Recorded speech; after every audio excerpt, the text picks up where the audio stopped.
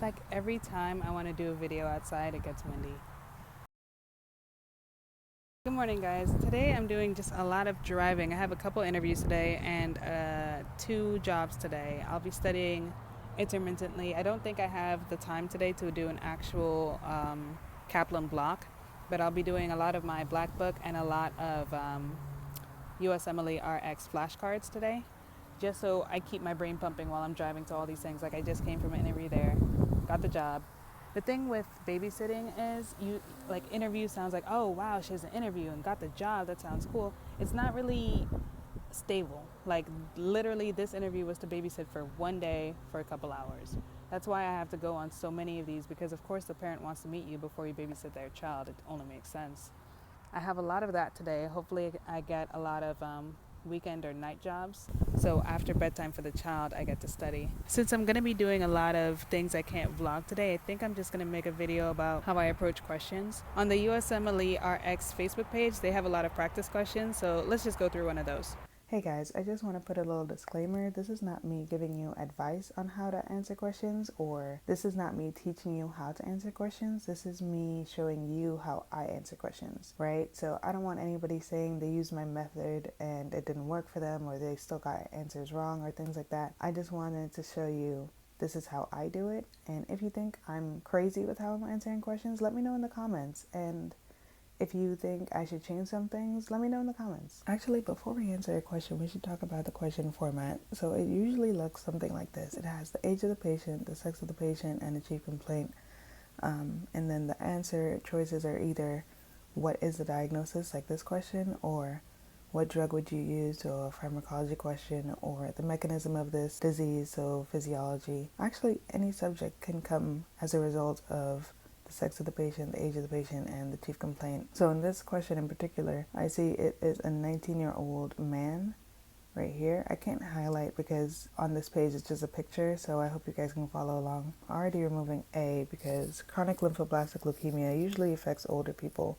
Of course, you don't want to completely remove it from your mind because age is not always 100% set, but most of the time it's with older people, so I'm just going to take that out. Man presents with 1 week history.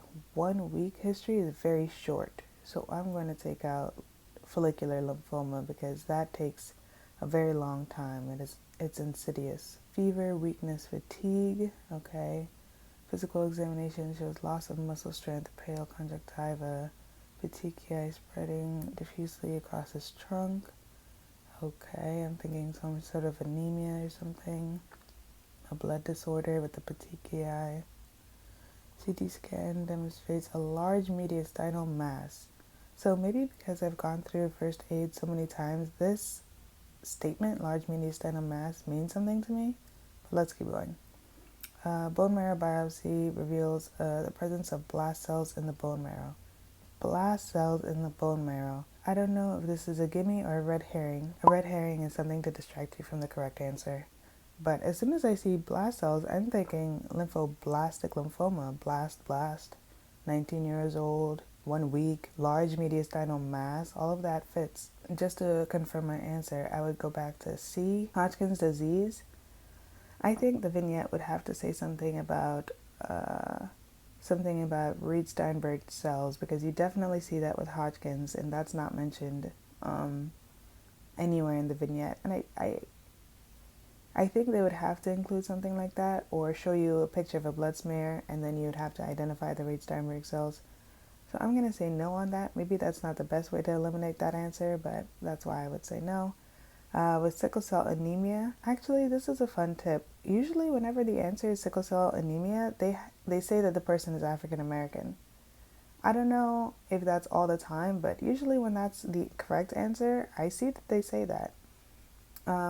But in this case, even if they didn't say African American, the presentation would be completely different. The person would have a history of a stroke or a lot of pain.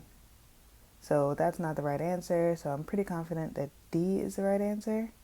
So in the comments, they write the correct answer and then they go through the incorrect answers. So when I regularly go over practice questions, I would do it like this. Additionally, I would go to my first aid book and check out the page or the chapter that's mentioning all of these diseases, and I would go through and read the other details, because of course the vignette is not going to tell you everything, and there might be other identifying factors that you might miss in another question.